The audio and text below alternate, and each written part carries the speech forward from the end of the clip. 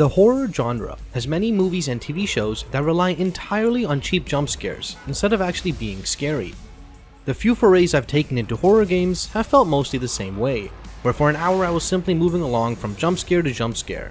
Very rarely did I experience what I consider to be the strongest part of the horror medium, atmospheric fear. That feeling where you have a constant chill in the back of your neck that doesn't rely on loud noises, bright lights, or a scary face suddenly showing up behind you.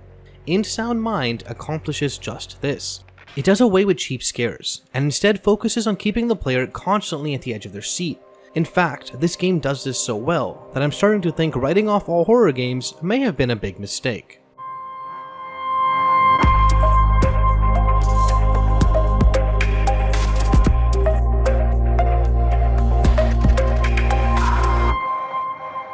Untitled Mind is a game made by We Create Stuff, the developers of Nightmare House 2. The game takes place in the year 1997 in a small town called Milton Haven.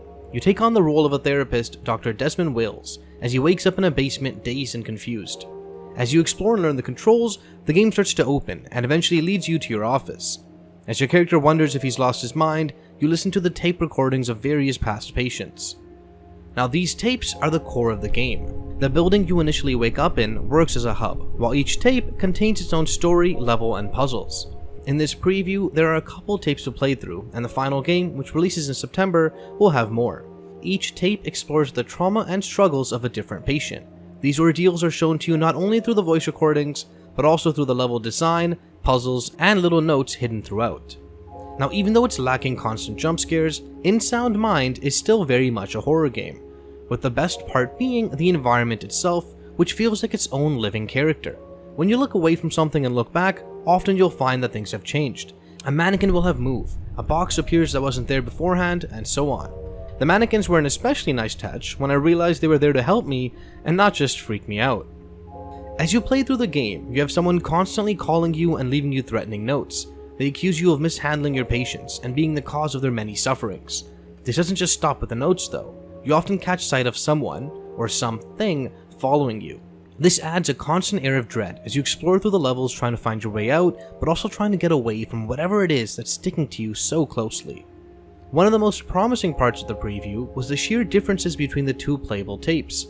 Tape 1 takes place in a congested mall, full of narrow paths, short ceilings, and not much room to run. Tape 2 on the other hand takes place in an open area, with much more environment to explore and a bright moon always looming down on you. In the second tape, you still have the phone calls, this time at payphones, and the stalking, but you also have something chasing you throughout the level. At times this will act like a mini boss fight, where you run from light to light trying to complete the puzzles as quickly as you can. The other major difference between the tapes is that this time you're armed with a pistol, which means you can now fight the various enemies instead of just running as you had to in the previous tape.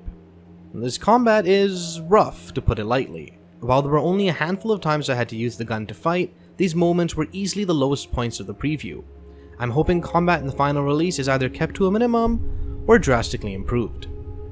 The entire preview ran around 3 hours long, and minus a few moments here and there was a great time. The creepy atmosphere, mixed with both intriguing puzzles and story, worked wondrously for me. Even though I was scared, I wanted to keep playing, solve the mysteries, and finish the story in front of me. This is a title that was not at all on my radar, as horror games are normally not my thing. But the mystery, the exploration, and the well-done atmospheric fear have mixed and worked in a way that I've never experienced before. Untitled Mind releases September 28th later this year, and after playing this preview, I think I'll be there day one.